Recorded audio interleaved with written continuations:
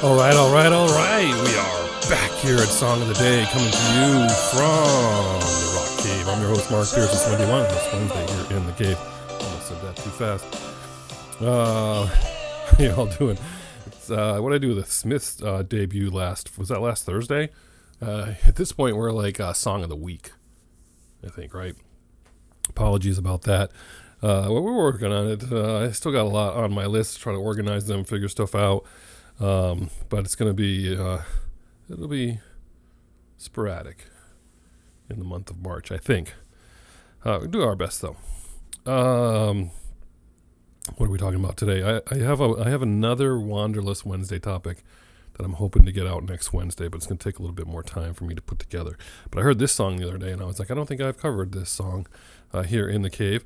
And we are, of course, talking about the Waterboys right now, because you saw the name on the lead. But any Waterboys fans out there?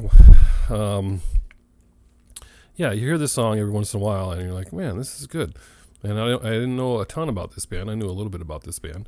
But maybe there's people out there that know a lot more. And there's certainly people out there that enjoy much more of their music than I am familiar with. So I will admit that. But this is a band formed in London of British and Irish musicians. In 1983, their first go at it for a career was 83 to 93. And then they got back together in 2000, and they've been doing shows and records ever since. So the brainchild of this band is Mike Scott, Scottish, singer, musician, writer, into philosophy, and basically formed. He's like, I think I'm going to form a band. Formed a band from a band that, he was in a band. And they formed a band. And they pretty early on, it was formed in 83, pretty early on, by March of 83, I think they got a new member who is Karl Wallinger on keyboards. He played many instruments, and he gets important again in a few minutes when we talk about that. But they put out a couple of records. Their music is described there. If you read about them, their music is described to be in eras of kind of music that they were playing, and for whatever reason they call the first three albums the Big Music Phase. That's the name of a song on one of their records, which I guess is in general described as their music style of multiple layers of 12-string guitars, a rolling piano, and then trumpets and saxophones and that kind of thing. And then they went to a little bit more rock and roll, and then back and forth. Apparently they just have a lot of influences, like folk, rock, Celtic music, maybe new wave stuff, but a new wave rock, I don't know. But for our purposes, we're going to go to September of 1985 with their third studio record, This Is the Sea, September 16th, 1985.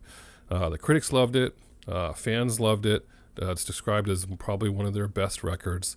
And when you go back and you read about it, people are like, this record changed my life, or like, this is a perfect record. Again, I can't speak to it because I didn't hear this at that time, at least not that I remember. But the single off this record is Hole of the Moon, and released in October of 85, and it wasn't a huge seller. It didn't. I think it charted. I don't know if it charted or it charted low, but it became one of their more popular songs, and it got re-released in 1991, and it went to number 3. I did read somewhere that it's possible that part of the reason why it didn't get picked up is because Mike Scott wouldn't sing it, lip sync it on Top of the Pops, and of course, Top of the Pops is where everybody learns about new music, and he did not want to do that, so he did not get on there. This is the last record with Karl Wallinger, the person that can play all those multiple instruments, keyboards, everything else. And what did he do? He went solo in a way, but he formed the band World Party. He's the mastermind of that. He was the keyboard hero, but the singer and writer for World Party. Of course, there were other players in there, and that's one of my favorite episodes in the Rock Cave is World Party, Goodbye Jumbo. If you haven't seen that episode, check it out. But that's a fun fact about the Waterboys. But The Hole in the Moon, it's catchy. It's got his great vocals, and it's just fun. And again, this is 1985, and right in the middle of synthesizer synth rock, and they were trying to put stuff out there that was guitar driven for the first time since the late 70s, early 80s maybe, but more late 70s. So guitar driven rock, and it worked well. And this is a great song. Enjoy it. So that's your song of the day. It's Hole of the Moon by the Waterboys. Are there any bigger fans out there that know other of their songs? Because everything I read says basically I need to go back and listen to at least their first 3 albums, which I now have on my list to try to figure out, to get time in and check out some more of their music, because I do like the song.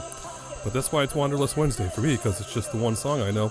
You can fill in the blanks for me, all you other fans out there. So check out Hole of the Moon, the Waterboys. That's your song of the day today. Hope what you're doing involves music. And as usual, I'll catch you on the flip side.